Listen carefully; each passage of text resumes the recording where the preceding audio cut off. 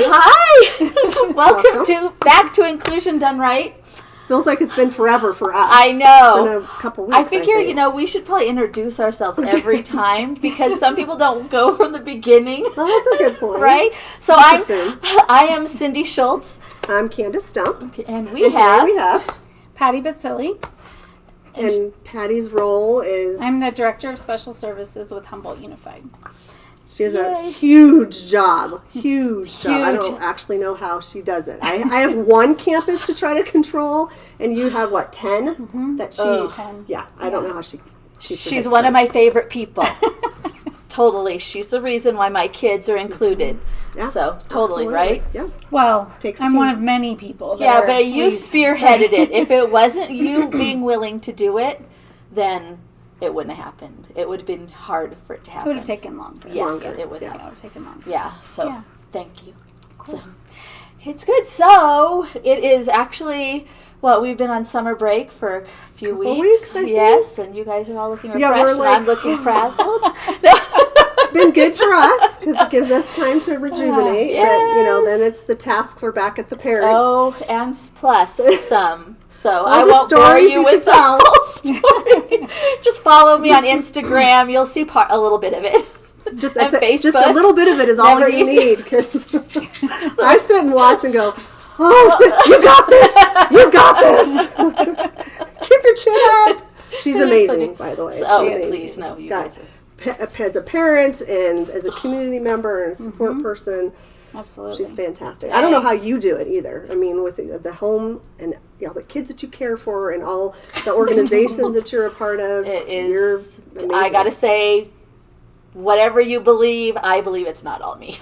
So I can't do it on my own. Absolutely. So it is just doing what I need to do and stuff, right? And Kaya's here. You're going to hear her jingling around. Yep, she's excited to be back at school this summer. Because although she's a little confused because there's no children around, and she hates that. Yes, and you know what? She is actually featured on our next video with the kids. That's right. So you have to watch. You've already seen it. Right. By the time you see this, you've already seen it. So I hope you enjoyed it because it was quite funny. I know. So anyways, that'll be fun. That's this next video. So anyways, we are here back at Coyote Springs. Patty, again, is really, truly one of my favorite people.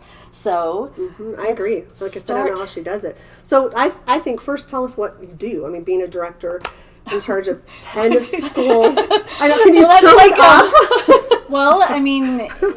to sum it up, it would be to coordinate services and staff at all of the 10 schools. So I spend a lot of my time working with teachers, making sure that they have what they need to work with students. And then I spend a lot of my time at IEP meetings and the rest of my time just trying to coordinate it in the background and make sure everybody has what they need to serve our kids.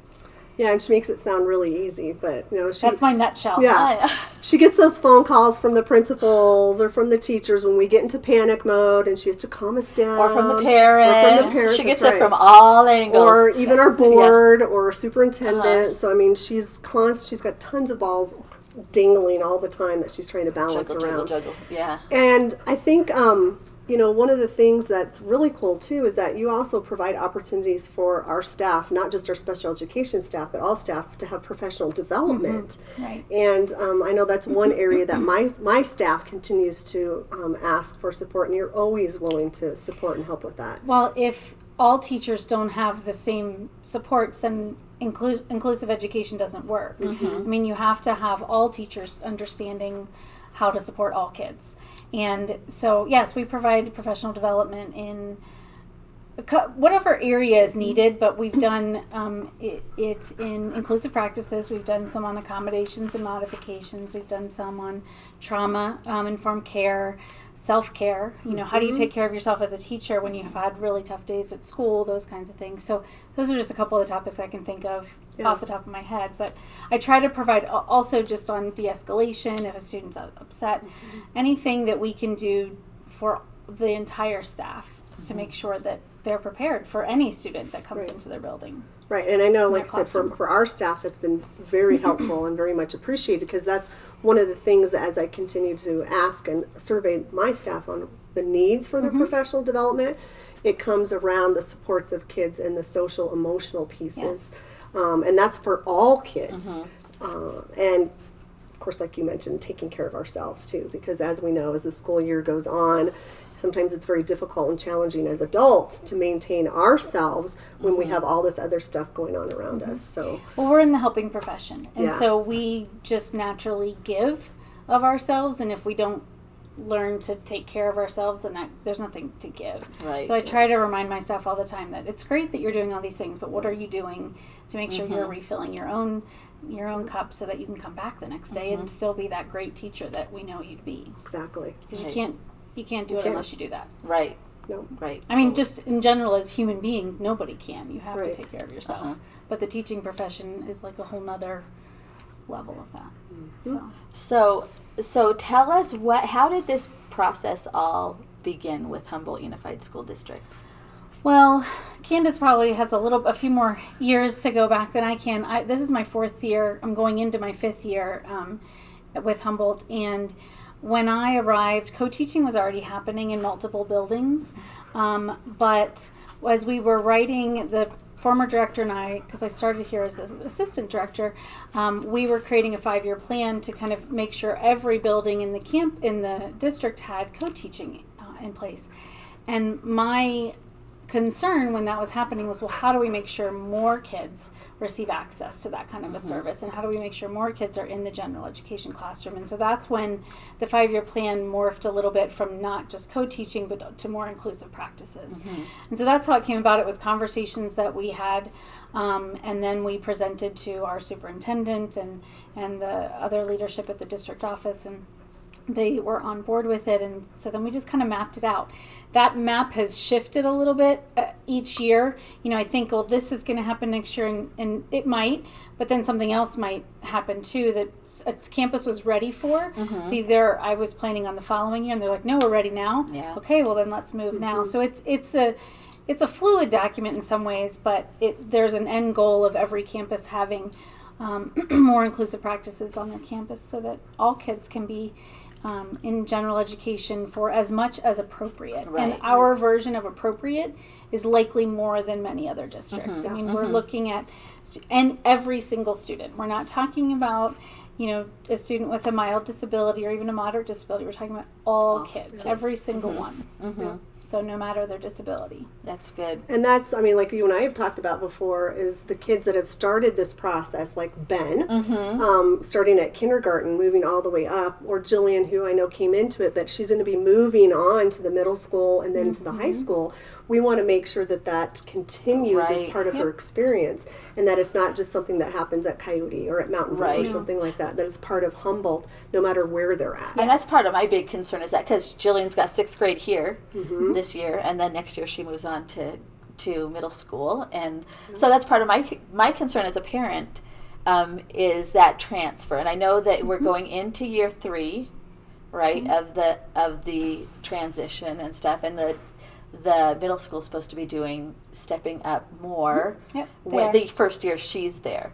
And so well, actually, it will start happening next year. Oh, good. Because the way that we have things scheduled for next year, there will be more opportunities. So by the following year, then I think they'll even be more ready for that.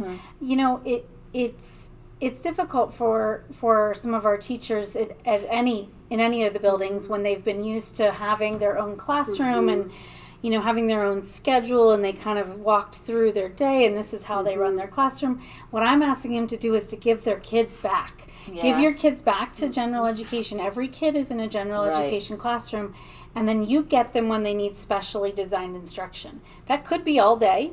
It could be 90% of the day. It could be 10% of the day. But they don't belong to just you. They belong to their general education classroom. And that's been probably the harder shift for some of our teachers that really valued having their own classroom and loved that and wanted that and wanted that special education location and not a second grader. And they're probably a little protective of their kiddos, and so it's hard, especially in middle school, throwing them out. I feel like I'm casting Jillian off to the lions a little bit, but I'm thankfully Joe will be there for 1 year. I don't know how much he's going to want to have to do with her, but Well, the thing that we do, though, at every building is mapping. And at the middle and high school, it gets even a little crazier than at the elementary. But it's a full day, if not 2 days, of sitting down and going kid by kid and going, where are they going to be during the day and what kind of support do they need in that spot? Do they need help getting from second period to third period? Do they need assistance in third period because this whatever class it is and they might need more support? And so we walk through every kid. It's really time intensive, and it's why I didn't get much else done in April and May, because that's what we did in every building. Right. But it is so worth the time because then I know that every kid is covered, and I know that we have the right number of staff in every building, and it's got to relieve the staff somewhat too. That you guys know you're not just throwing the kid in and saying fend for yourself. No, You've already helped try to start equipping the whole situation.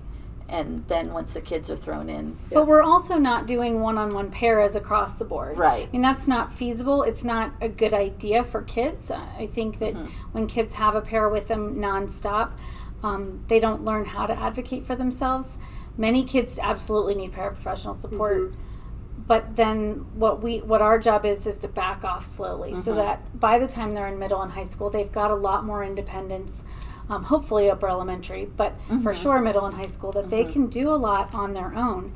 If they don't learn how to do that, then we're not helping kids to become productive adults. Exactly. And that's my ultimate goal for all of our kids. Yeah. So.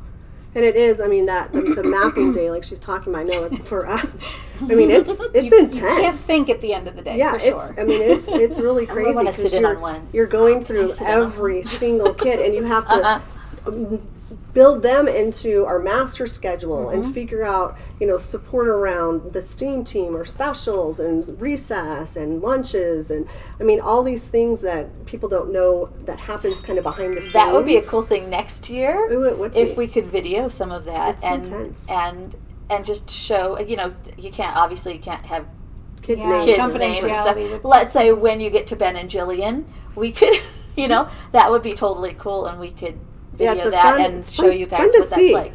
I mean, there's lots of conversations. There's lots of literally between spreadsheets on a computer and sticky notes that are all color-coded based on different needs and different times and people's schedules.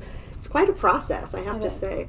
It's impressive. But we come to, I learned this process from a former district and a former mentor who I still call on a regular basis. But that process helped me to be able to really justify my staffing. When people were calling to say, I need another teacher, I need another paraprofessional, it was really hard for me to go, well, why do you need that?